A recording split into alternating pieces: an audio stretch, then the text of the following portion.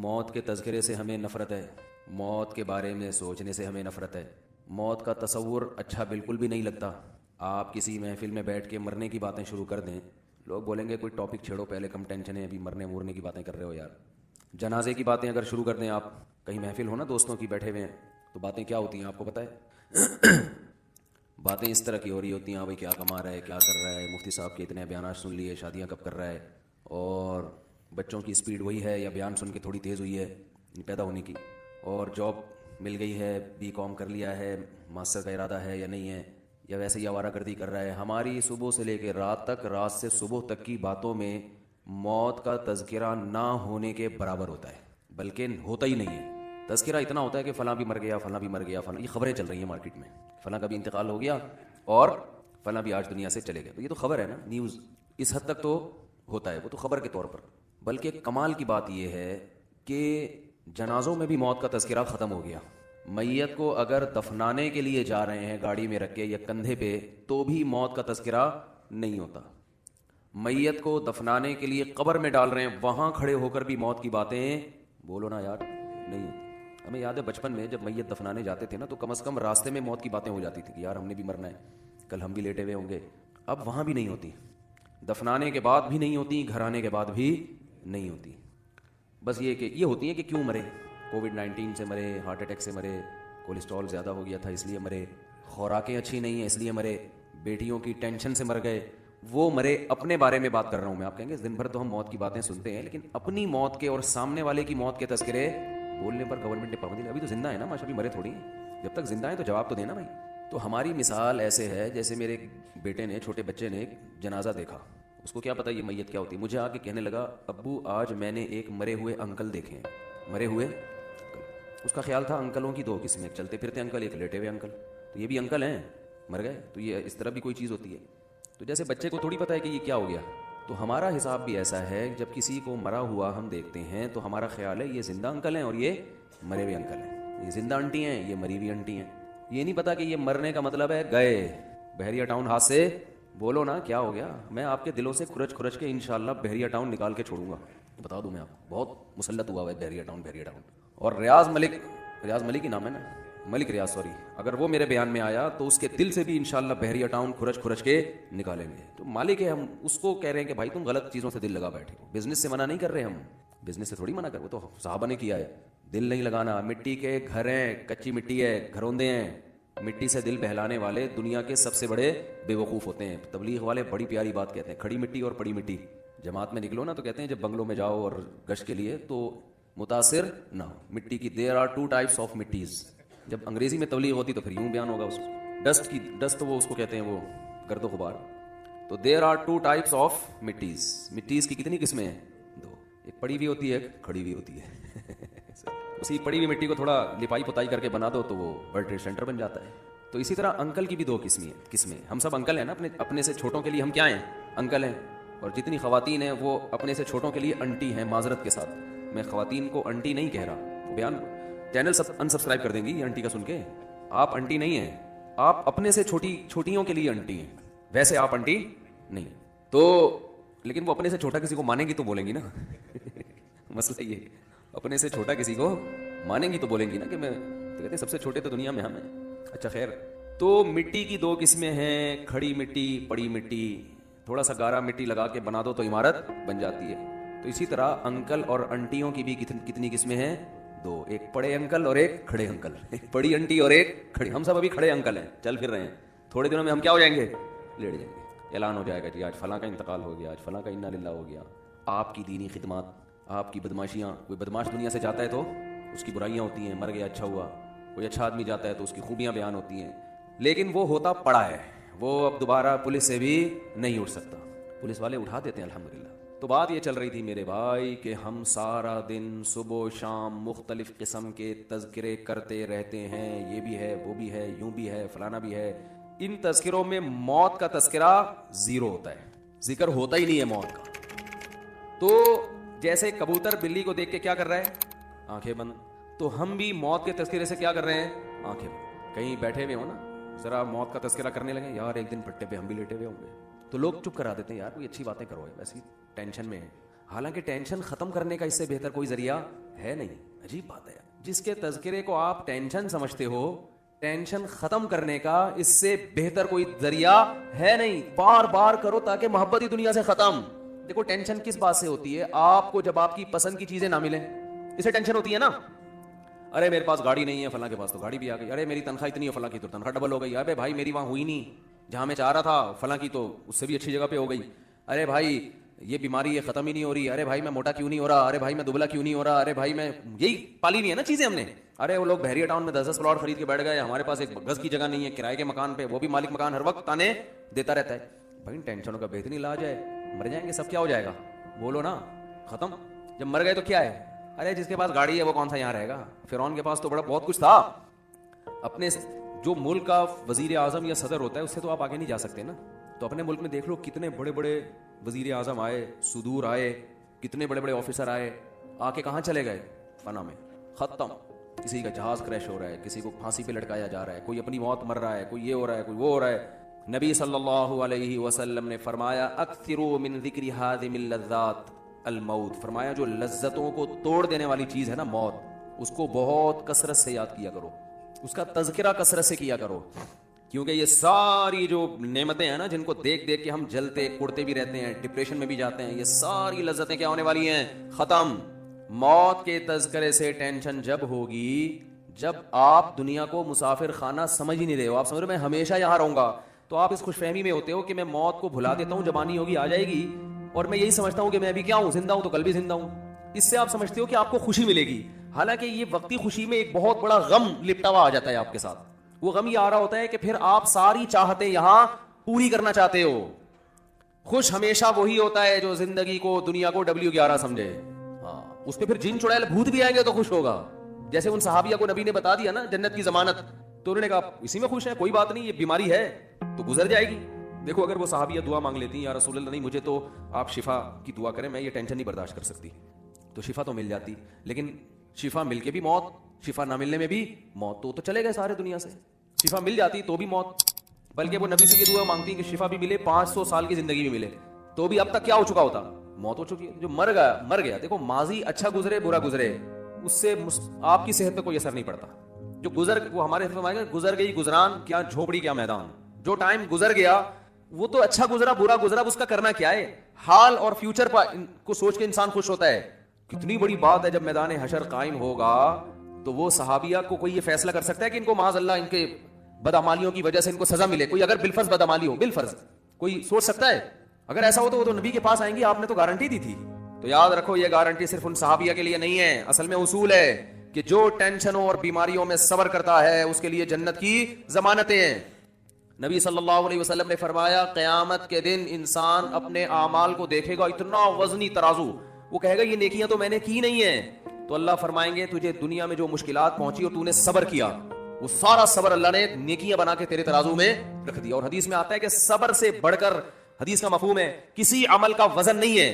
किसी कोई तहज्जुद, कोई मुजाहिद की जो इतनी फजीलत है ना मैदान जंग में लड़ने की, इसलिए कि सब्र करना पड़ता है। जो लोग अल्लाह की राह में लड़ते हैं, जिहाद करते हैं, वजह क्या है? सब्र बहुत करना पड़ता है उनको। तभी कुरान ने कहा अस्साबिरीन फिल बअसाई वद्दर्राई वहीनल बास, मैदान जंग में सब्र करने वाले।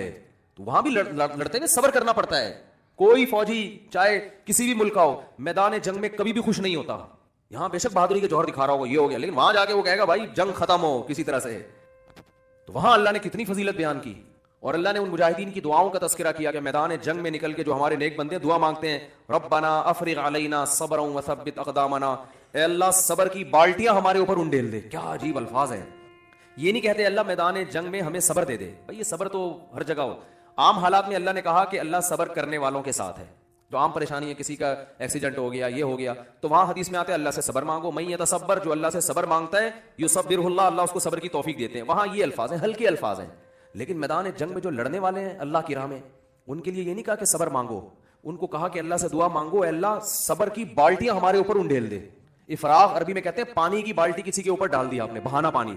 तो गोया सब्र को पानी फर्ज किया गया है और उसको एक बाल्टी में रख के ऐसे उंडेल हमारे ऊपर। थोड़ा बहुत सब्र नहीं चलेगा। यहाँ पे वो दुश्मन ताकतवर है, वो टैंकों बमों के साथ चीथड़े उड़ा रहा है, आपकी आंखें भी जा सकती हैं, आपकी टांग भी जा सकती है, आप गिरफ्तार भी हो सकते हो। कितनी टेंशन है और ये जंग कब खत्म होगी ये भी पता नहीं है। तो अल्लाह ने फरमाया वहां ये दुआ मांगते हैं फरिग अलैना सबरन, नेक लोग दुआ मांगते हैं अल्लाह हमारे ऊपर सबर की बाल्टियां उंडेल दे। तो किस कदर, तो अल्लाह ने क्यों जन्नत, हदीस में आता है मन कातल फवाका नाकतिन, जो ऊंटनी का अरब लोग दूध निकाला करते थे ना, तो दूध जैसे ही खत्म होता है उसको चंद सेकंड के लिए छोड़ते हैं ताकि थोड़ा सा दूध दोबारा जमा हो जाए, फिर दोबारा निकालते हैं। तो आप सल्लल्लाहु अलैहि वसल्लम ने फरमाया जिसने अल्लाह की राह में क़िताल किया, लड़ा, इतनी देर जितनी देर में ऊंटनी के दूध को धोने के लिए छोड़ा जाता है, चंद सेकंड होते हैं, वजबत लहुल जन्ना, उसने जन्नत अपने ऊपर वाजिब कर ली। तो क्यों है भाई ये फजीलत? इसलिए कि ये यहां बैठ के बात करना आसान है, लड़ना बहुत मुश्किल काम है मैदान जंग में। तो क्यों इतनी फजीलत? लड़ाई की वजह से नहीं, सबर की वजह से। इसका सबर बहुत है। तो मेरे भाई, चाहे मुसीबतों में सबर हो, बीमारियों में हो, जिन चुड़ैल भूत आ गए, कोई भी टेंशन है ना, तो इसमें आप सबर को हल्का ना समझें। और याकूब अलैहिस्सलाम की दुआ याद कर लें, जब बेटा गुम हो गया था ना, लोग कह रहे थे कि आप तो मायूस क्यों नहीं होते, आप ये क्यों नहीं और यूं क्यों नहीं, तो क्या फरमाया, अअलमु मिनल्लाहि मा ला तअलमून, मैं अल्लाह के बारे में वो कुछ जानता हूं जो तुम नहीं जानते। क्या मतलब? मुझे पता है अल्लाह जब किसी को तकलीफ देता है तो बनाने के लिए देता है, तकलीफ बराए तकलीफ नहीं होती। तो मुसलमान के लिए हदीस में आता है कि नबी सल्लल्लाहु अलैहि वसल्लम ने फरमाया मुसलमान को जब तकलीफ पहुंचती है उसके दर्जात बुलंद, वो तकलीफ उसको बनाने के लिए, और मुनाफिक को जब तकलीफ पहुंचती है तो तकलीफ बराए तकलीफ होती है। वो हदीस का मफहूम है, पूरे अल्फाज इंशाल्लाह मैं सुनाऊंगा किसी वक्त। तो इसलिए मेरे भाई अल्लाह से आफियत मांगे, हम तकलीफों के अहल नहीं, हम तो नालायक लोग हैं, बेसब्रे लोग हैं। एक सहाबी ने जब नबी से ये बयान सुना ना सबर पे, कैसा सहाबी का जज्बा, अल्लाह से मुसीबतें मांगने लगे, दुआ मांग रहे हैं अल्लाह मुझे मुसीबतें दे ताकि मैं सबर करूं। ये सहाबी का ईमान था कि मुझे दुनिया में अल्लाह खुशी चाहिए ही नहीं, लेकिन नबी ने उनको मना किया कि ये अब्दियत के खिलाफ है, गुलामी के खिलाफ है। गुलाम हमेशा अल्लाह से क्या मांगता है? गुलाम का काम है भाई वो आफियत मांगे। जैसे गुलाम अपने मौला से कहे मुझे नहीं पैसे चाहिए, तो मौला को गुस्सा आएगा, भाई मैं बड़ा हूं, तू छोटा है। तो मैं तो बाप अपने बेटे को कुछ खिला रहा है, बेटा क्या अब्बा मैं किसी का मोहताज नहीं, मुझे नहीं चाहिए, तो बाप को गुस्सा आएगा ना कि तू किसी और के सामने ये बात कर, मैं तेरा बाप हूं। तो इसलिए अल्लाह को भी अल्लाह चाहते हैं कि बंदे मुझसे खुशियां मांगे, गम ना मांगे। गुलामी का तकाजा यही है। तो अल्लाह से खुशी मांगो, अल्लाह हम बेसब्रे लोग हैं, अल्लाह हमसे मुसीबतें बर्दाश्त नहीं होती, हम नालायक हैं। तो अल्लाह से आफियत मांगे, अल्लाह हमें शुक्र की नेमत से ही नवाज दे, बस तू हमें नेमतें दे और शुक्र की तौफीक दे दे, इसी से हमारे गुनाह माफ कर दे, इसी से हमारे दर्जात बुलंद कर दे, मुसीबत ना मांगी जाए। तो किसी खातून का फोन आया, कल की बात है, अमेरिका से, कनाडा से या अमेरिका से, कोई हर्ज नहीं है, उनकी तरफ से पाबंदी नहीं है कि वाकया ना सुनाएं आप। और ये जो टेलीफोन है ना, ये हमारे हजरत कहीं जाते नहीं थे, आखिरी उम्र में बिल्कुल बंद हो गए थे, मसरूफियत बढ़ गई थी, फोन खुला हुआ था। तो हम ये कहते थे कि हजरत जिन टॉपिक पर बयान करते हैं ये तो बिल्कुल मुआशरे की दुखती रग को पकड़ रहे हैं, जाते ये कहीं है नहीं, तो उनको दुनिया का पता कैसे चलता है कि दुनिया में हो क्या रहा है? ये तो घर में ही रहते हैं, मुल्ला की दौड़ कहते हैं ना, मस्जिद से मदर, घर से मस्जिद। तो हजरत फरमाया करते थे ये जो फोन है ना, ये मुझे पूरी दुनिया की खबरें देता है, हो क्या रहा है। तो हमें भी टेलीफोन जो है ना बताता है घरों में हो क्या रहा है। तो घर में किसी की, उनके घर में कोई जिन चुड़ैल भूत, उनके घर में क्या थे? जिन चुड़ैल भूत, उस पे आ रहा है, उस पे आ रहा है, फलाने पे आ रहा है, ढिमकाने पे आ रहा है। तो मैंने बताया कि भाई वो ये आयतल कुर्सी पढ़े, ये पढ़ो, उन्होंने नहीं फ़ायदा हो रहा, ये हो गया, वो हो गया, बड़े मसाइल है। मैंने कहा मुझे एक बात बताओ, आपके किसी रिलेटिव का किसी आमिल से ताल्लुक़ तो नहीं है, किसी जिन चुड़ैल भूत भगाने वाले से ताल्लुक़ तो नहीं है? उन्होंने कहा असल में एक की तबीयत जब ख़राब हुई ना, तो हम फिर किसी के पास चले गए जो जिन चुड़ैल भूत भगाने का काम करते हैं। मैंने कहा बस ये आपकी हो गई गलती, अब नस्लें याद रखेंगी, अल्लाह उनको शिफा दे। अब आपके पूरे खानदान सारी जिंदगी जिन चुड़ैल भूत से ही निमटता रहेगा, और मैं नाम लेने में भी आर महसूस नहीं करूंगा, क्योंकि जब तक क्लियर बात ना की जाए लोग समझते नहीं है। लोग कहते हैं मुफ्ती साहब फ्रॉडी आमिलों के खिलाफ बयान कर रहे हैं, हरगिज़ ऐसा नहीं है, मैं सही आमिलों के खिलाफ बयान कर रहा हूं, ये फ्रॉडी हैं। रुकिया के मैं खिलाफ नहीं हूं, अगर कोई बुजुर्ग रुकिया कर रहे हैं, दम दुरूद कर रहे हैं, वो तो सहाबा ताबीन से मैं भी करता हूं, वो तो सब करते आए हैं। जो इसमें प्रोफेशनल है ना, जो कहता है मुझे ये काम आता है, वो झूठ बोल रहा है, वो उल्लू बना रहा है आपको। और उलमा बेचारों को पता नहीं है, उनको खुद नहीं इस फील्ड का पता, वो कहते हैं शायद कोई पढ़ा लिखा हो, वो कुछ भी नहीं पढ़ा लिखा, ये कोई सिलेबस है ही नहीं, आज तक कोई वजूद में ही नहीं आया। वो जिन चुड़ैल भूत भगाने का क्या है, क्या क्या क्राइटेरिया क्या है, इसको क्या आता है? तो कहते हैं कोई सिलेबस नहीं होता, तजर्बा होता है। तो तजर्बा ही लिख दो अपनी किताबों में, उसी को हम निसाब बना के यूनिवर्सिटी में पढ़ाना शुरू कर देंगे। जिस बड़े से बड़े आमिल के पास जाओ ना, उससे पूछो इंटरव्यू क्या करता, क्या होता कैसे, उसको खुद कुछ भी नहीं पता होता। मुफ्ती हूं और मुझे पता है इसमें मेरी मुखालफत कितनी होगी, ये भी उलमा की तरफ से होगी। मैं उलमा जिनको मैं अहले हक समझता हूं, उनकी मुखालफत की परवाह किए बगैर आपको इसलिए बता रहा हूं, अपने घरों को तबाह होने से बचाओ। ये उलमा सही है, अहले हक है, लेकिन बेचारों को नहीं पता इनकी चालाकियां, वो भी बेचारे बेवकूफ बन जाते हैं। देखो नेक आदमी को बेवकूफ बनाना आसान होता है, ये उलमा भी इन आमिलों के चेहरों के नूर देखकर और इनकी टोपी ड्रामे देखकर कहते हैं शायद कुछ आता हो।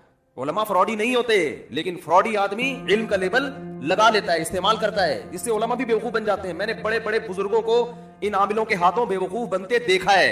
अगर आप फितने का खौफ ना होता, मैं उन बड़े बड़े बुजुर्गों के नाम लेके बताता कि फला बुजुर्ग को किसने उल्लू बनाया, फला बड़े से इतने बड़े मुफ्ती बुजुर्ग को किसने उल्लू बनाया और अब तक बना रहा है। नहीं आ रही मेरा ख्याल है बात। आप कहेंगे आपका इल्म ज्यादा है, इन उलमा को नहीं पता। हमारा इल्म कुछ भी नहीं है कुरान और सुन्नत में, इन उलमा के मुकाबले में। ये कुरान और सुन्नत के हामिल हैं। इनकी आमिलों की जो डेढ़ होशियारियां है ना, इसका कुरान और सुन्नत से ताल्लुक नहीं है, इसका तजर्बे से ताल्लुक है। आप दिमाग कितना इस्तेमाल कर रहे हो, उसकी अपनी औकात तो जाके देखो उस आमिल की, कम वक्त की।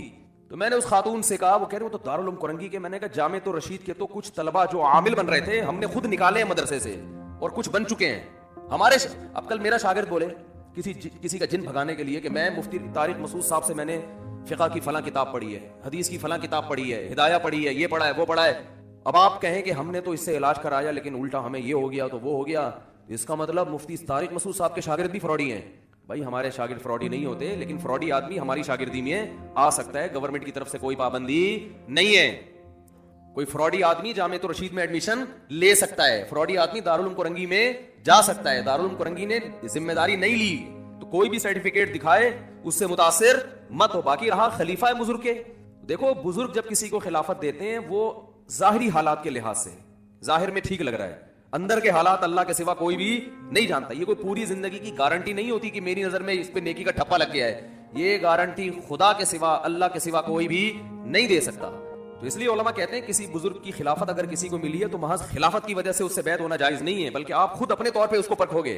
उन बुजुर्ग ने तो बेचारों ने अपने ख्याल में, होता है कि भाई उनका ख्याल था तो इसने हो सकता है बुजुर्ग को बेवकूफ बना दिया हो, तो ये हो जाता है, बड़े बड़े खलीफे बेवकूफ बना के खिलाफतें ले लेते हैं।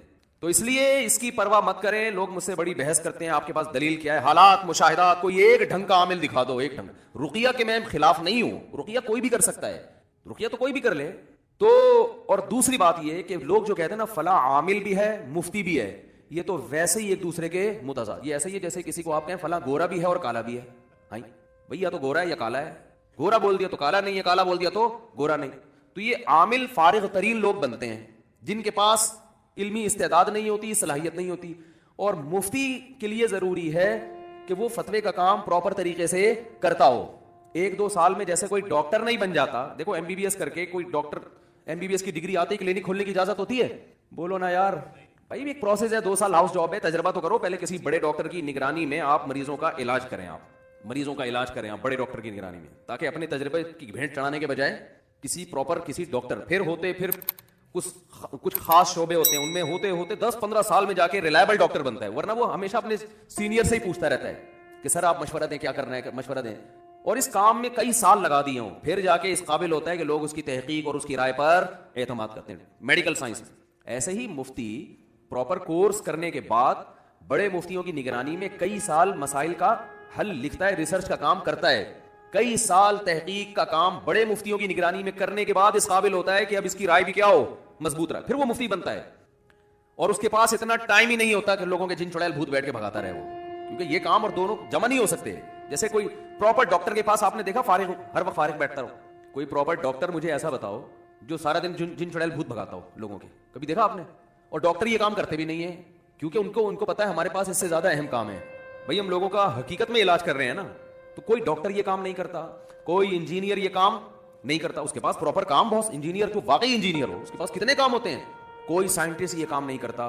तो भाई कोई मुफ्ती ये काम क्यों कर रहा है? उसके पास तो इतना अजीम काम अल्लाह ने दिया है कि मसाइल का हल बताए वो लोगों को, जो शरई मसाइल है। जिसका हल नहीं आता तहकीक करे, उलमा से राब्ता करे, ये इतना बड़ा मसला, वो आमिल कैसे बन गया? आमिल के लिए तो दुनिया का फारिग तरीन आदमी होना चाहिए। तो मुफ्ती का जो मुफ्ती है वो आमिल नहीं हो सकता, जो आमिल है वो मुफ्ती नहीं हो सकता। हमारे अपने बहुत से दोस्त नाराज हो जाते हैं मेरी बयान सुन के, लेकिन मेरे भाई अगर मैंने इतने साफ अंदाज में नहीं बताया ना, तो ये जो लोगों के घर बर्बाद हो रहे हैं, क़यामत के दिन अल्लाह मेरा गिरबान पकड़ेगा कि तूने, और मेरे शेख हजरत मुफ्ती रशीद अहमद साहब का स्टाइल इससे भी ज्यादा खतरनाक था। लोग कहते हैं आपका ये तफर्रुद है, कोई तफर्रुद नहीं है हमारा। लोग कहते हैं मौलाना शरफ अली थानवी ने भी तो अमाल बताए हैं, तो हम कब रुकिया के खिलाफ हैं भाई? तो रुकिया तो कर लो ना, उसी किताब से देख के रुकिया कर लो, इसमें क्या जा रहा है? तो आमिल और मुफ्ती जमा नहीं हो सकते। तो मैंने उस खातून से कहा, बेचारी बहुत परेशान ये हो गया, और पाकिस्तान में हुआ, कनाडा में नहीं हुआ। आप देख लो कनाडा में जिन्नात नहीं है, न अमेरिका में इतने, सऊदी अरब में तो है ही नहीं। लेकिन यहां के आमिल सऊदी अरब वालों को जाके खराब कर रहे हैं, कतर, कुवैत, इन जगहों पे जाके यहां के आमिल उन अरबों को खराब कर रहे हैं शरई रुकियों के नाम पे।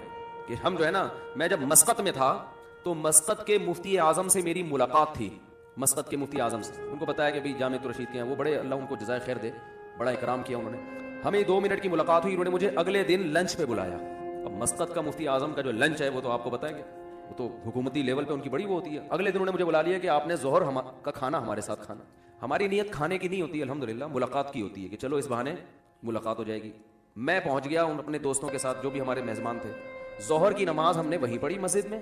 जोहर के बाद उन्होंने हमारे लिए खाने का इंतजाम किया हुआ था। अब हम जाने लगे हैं तो 2 बंदे टकर गए जो बिन बुलाए आए थे, अरबी थे, कुवैत से आए थे, बिन बुलाए ना। वो उनको कि भी हम भी आए हैं, आपसे बात करनी है। वो उन्होंने कहा आपने टाइम तो लिया नहीं? नहीं जी, हमें बहुत ज़रूरी काम है। अब जाहिर है उन्होंने कहा चलो आ जाओ, आप भी आ जाओ, खाना खा लो आके हमारे साथ, खाने का टाइम है। तो उन्होंने इकराम किया। ये दोनों अरबी, इनको उर्दू नहीं आती थी और अरबी में लगे हुए हैं। मुझे पता चल गया कि ये कमबख्त आमिल हैं, वहाँ के मुफ्ती आजम से परमिशन लेने आए थे कि हमें यहाँ अपनी दुकान खोलने की, जिन चुड़ैल भूत भगाने की जो दुकान है ना उसकी खोलने की हमें मस्कत में इजाज़त दे दें आप। सारा मेरा जो टाइम था ना उनके साथ बातचीत का, वो ये पी गए। अब जाहिर है वो मसरूफ आदमी है और वो शर्म और मुरव्वत में उन कमबख्तों को भगा भी नहीं रहे हैं। और वो कमबख्त ये भी नहीं देख रहे कि यार ये बंदा पाकिस्तान से आया है मिलने के लिए, इसको बात करने दो। ना ना ना, पहले जाके उन्होंने मुफ्ती आजम को मक्खन लगाया है। ये सारे आमिलों का तरीक़े वारदात होता है कि आप इतने नेक, आप इतने बड़े, आप इतने वो, ऐसे टाइट आदमी वो इस मक्खनगिरी में नहीं आया। मक्खन हो मैं और हम शरई तरीके से रुकिया करते हैं और हमें आपकी परमिशन चाहिए हम यहाँ, ताकि इसमें अच्छा इनका सबका होता है जारी लोगों से। देखें अगर आप हमें नहीं करने देंगे, 2 नंबर लोग इस काम में बहुत घुसे हुए हैं। ये उनको समझा रहे हैं ना मुफ्ती आजम, 2 नंबर लोग, वरना 2 नंबर लोग हैं। पूरा नचोड़ लिया उन्होंने, खाना खिलाया, उसके बाद बोला पतली गली से चलो निकलो। मैंने कहा अल्लाह का कितना बड़ा फजल हो गया कि यहाँ गवर्नमेंट इन चीजों को पनपने नहीं देती, वरना और मस्कत में आपको एक भी जिन चुड़ैल भूत नजर नहीं आएगा। लेकिन जो आमिल जिस इलाके में जाएगा ना, जिन उतारने वाला, वो अपने साथ बड़ी बड़ी चुड़ैलें लेके जाता है वो। मैंने कहा अगर ये मुफ्ती, अच्छा मेरा तो सारा वक्त वो पी गया ना और फिर आगे आगे घुसा जा रहा है, घुसा जा रहा है। वो खाना जब हमने खाया तो वो मुफ्ती आजम ने कहा कि मुझे कहा कि दुआ करा दें आप। तो मैंने कहा आप बड़े हैं, आप कराएं। अब ये बात चल रही थी, वो शुरू हो गया मैं कराता हूँ, क्योंकि अपनी तस्वीरें खींच रहा है, सही है ना, क्योंकि वो सेल्फियां भी हो रही हैं और फिर दुनिया को दिखाएगा कुवैत जाकर या पाकिस्तान आकर कि मुफ्ती आजम के मजलिस में दुआ किसने करवाई, वो अपने बारे में मैंने करवाई। तो इन चीजों को क्या कराएगा ये कैश कि यार वो मेरे सामने बैठा हुआ है 2 जानों और खाना भी खिला रहा है और मैं इतना बड़ा आदमी हूं, तो मैं कैसे जिन नहीं भगा सकता। तो लोग इन चीजों से क्या होते हैं मुतासर, यार ये तो बड़ी पहुंची हुई फिल्म है भाई, हमने एक तस्वीर नहीं ली, जिनको बाकायदा इनवाइट किया गया है खाने पे ठीक है, और वो तस्वीरें भी, और फिर दुआ कराते हुए रो रहा है। खाने के बाद दुआ में तो वैसे भी रोना धोना, अच्छा हमको मैयत थोड़ी है, कोई जनाजा थोड़ी पड़ा, थोड़ी सी दुआ का मतलब ये था भाई अल्लाह बरकत दे अहले खाना को, रिस्क में बस यही होता है ना। अल्हम्दुलिल्लाह अल्लज़ी अतामना, वो करा रहा है, इतने हाथ यूं कर लिया ऐसे फुल शोबाजी।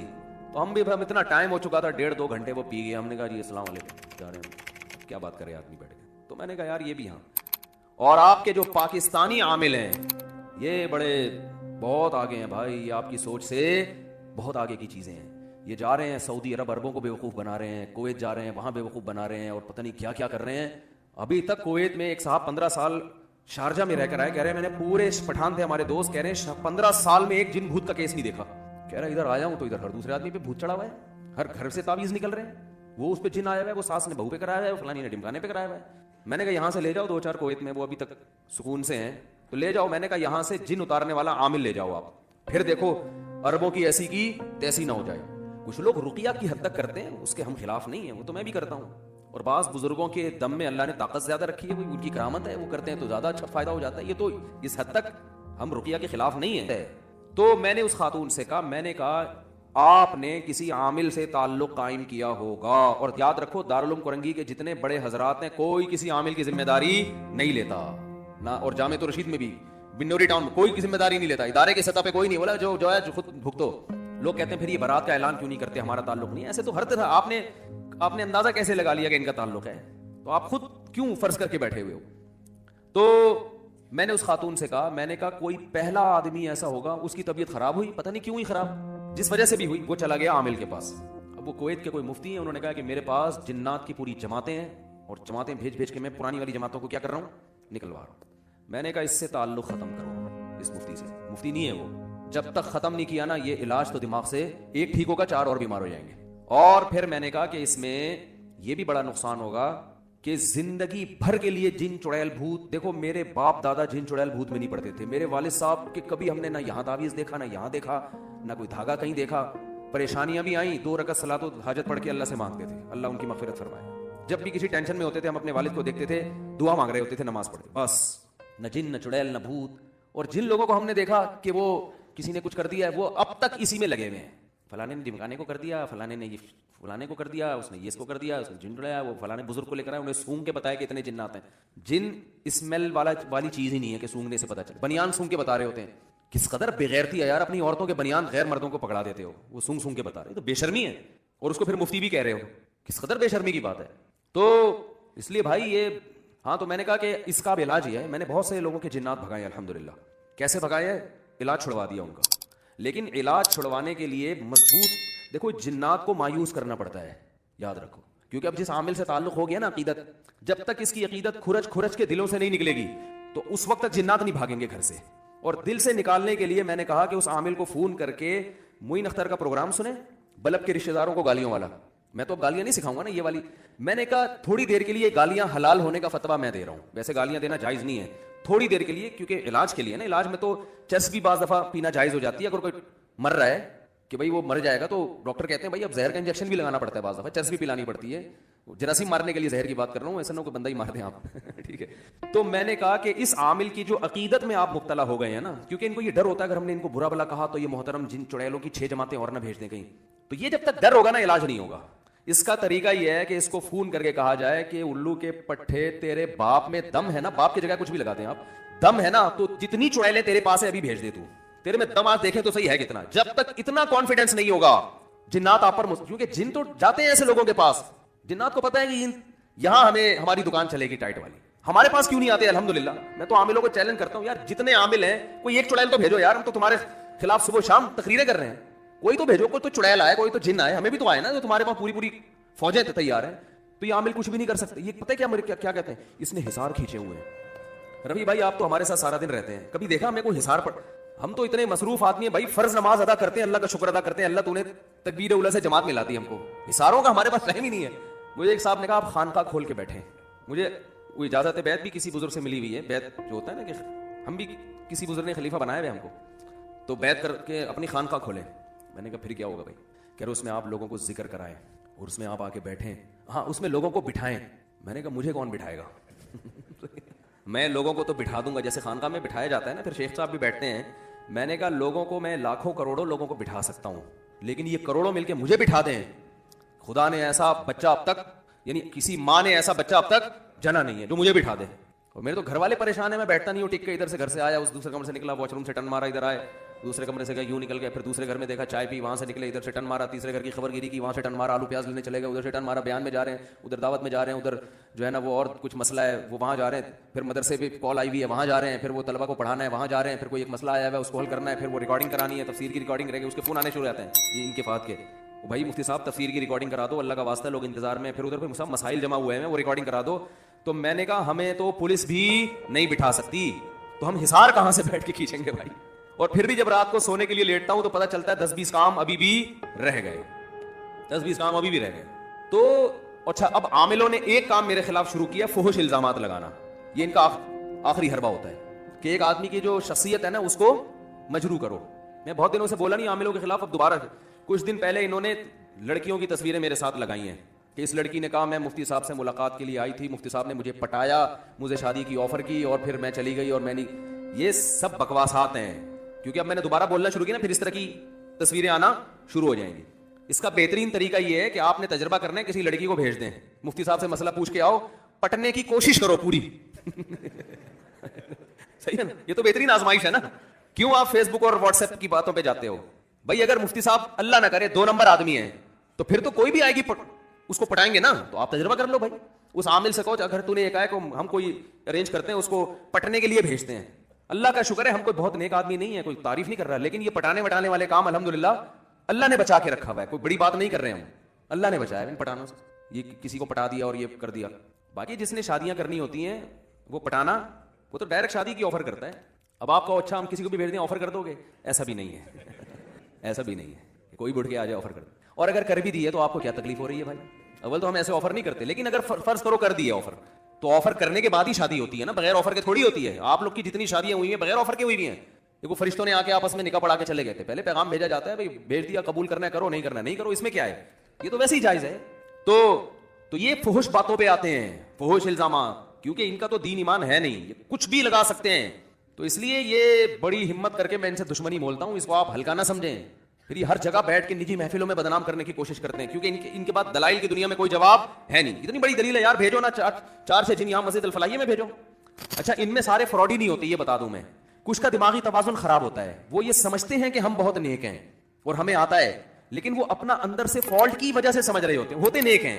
ये मैं बता दूं, ये जो मैंने कहा ना सारे फ्रॉडी होते हैं, इसमें फ्रॉडी का मतलब जाहिरी लिहाज से फ्रॉडी, अंदर से फ्रॉडी बाज नहीं होते, वाकई नेक होते हैं, लेकिन वो ये समझ रहे होते हैं कि ये जिन चुड़ैल भूत है। हालांकि वो अपना दिमागी तखय्युल होता है, क्योंकि वो अमलियात कर करके ऊपर से खोपड़ी की सेटिंग आउट हो जाती है। क्योंकि मैं इन आमिलों में नेक लोगों से भी मिला हूं, मुझे अंदाजा हो गया था कि यार ये आदमी 2 नंबर नहीं है, लेकिन ये बेचारा चिल्ले विल्ले कर आके ना ऊपर की सेटिंग क्या हो गई है इसकी आउट, तो इसको ऐसे लग रहा है, तो उसकी सेटिंग आउट हुई है। भाई आपकी सेटिंग थोड़ी आउट हुई है, आप तो ठीक ठाक हो।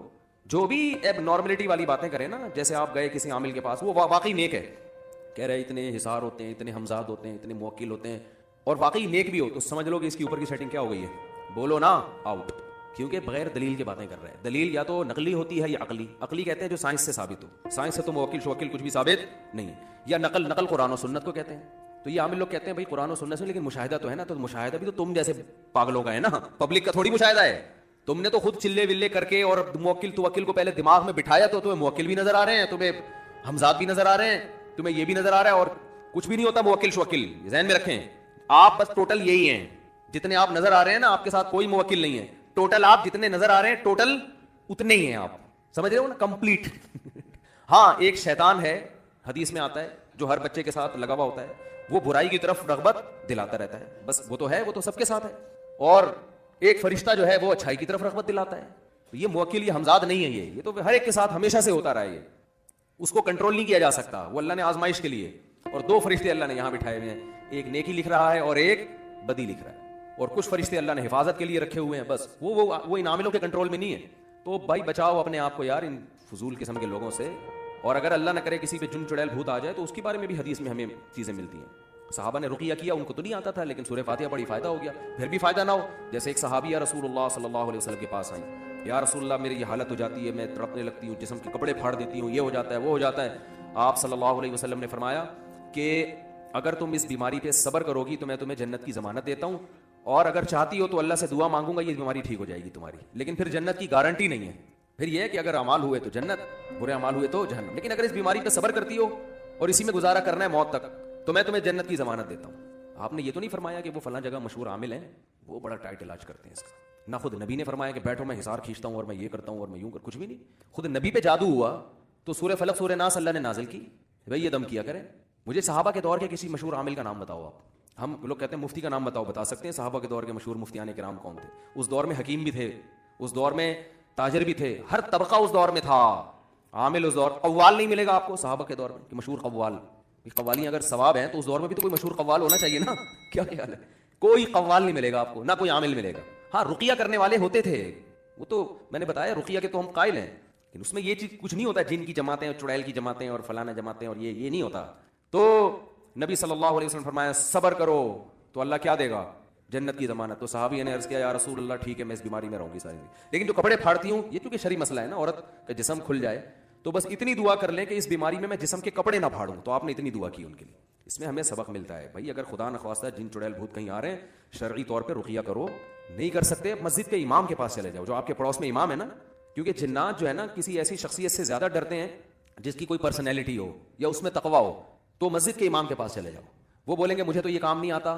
उनसे बोलो कि भाई आप सिर्फ फातिहा पढ़ के दम कर दें इसके ऊपर, आयतल कुर्सी। आपकी फूंक में अल्लाह से उम्मीद है हमारी फूंक से ज्यादा असर होगा। तो ये होता है, मस्जिद के इमाम को लिफ्ट कराया करो, सही है।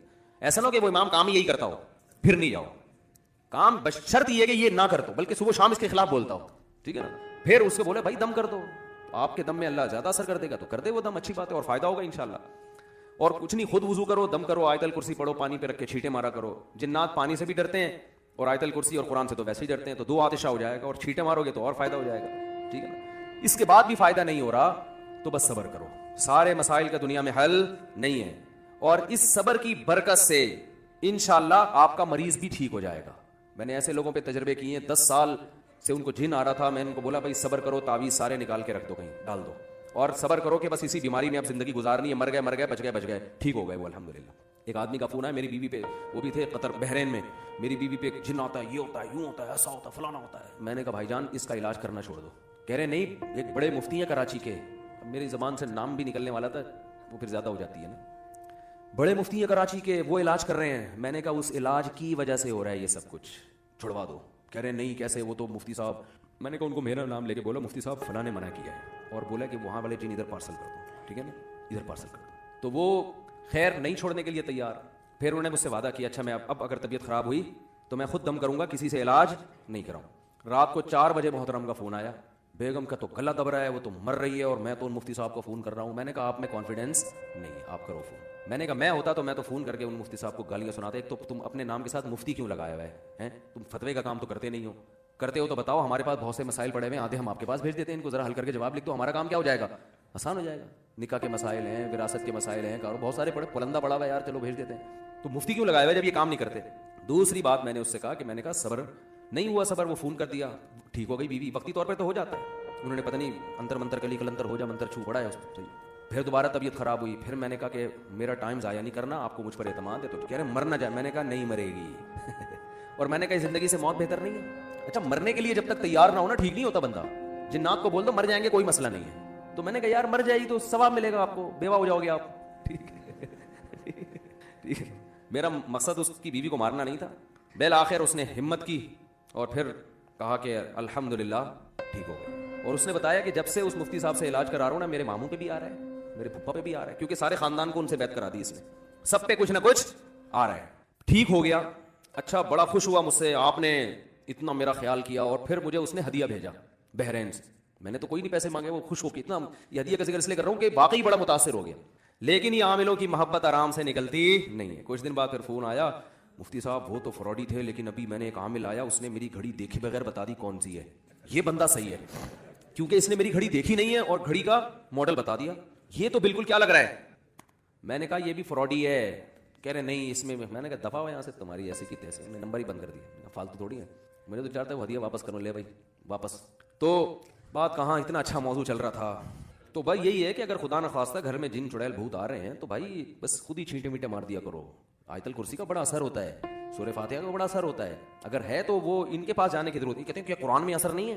कुरान में असर है, लेकिन ये कहाँ लिखा है कि तू जो पढ़ेगा उसमें तो असर होगा और मस्जिद के इमाम साहब पढ़ेंगे उसमें असर नहीं होगा? ये कहाँ लिखा हुआ है? दूसरी बात ये है, एक और बात दिमाग में आई थी, निकल गई ये टॉपिक करके, फिर मैं असल की तरफ आता हूँ जल्दी से। दिमाग से निकल गई यार, इतनी अहम बात थी। तो चलो निकल गई तो निकल गई।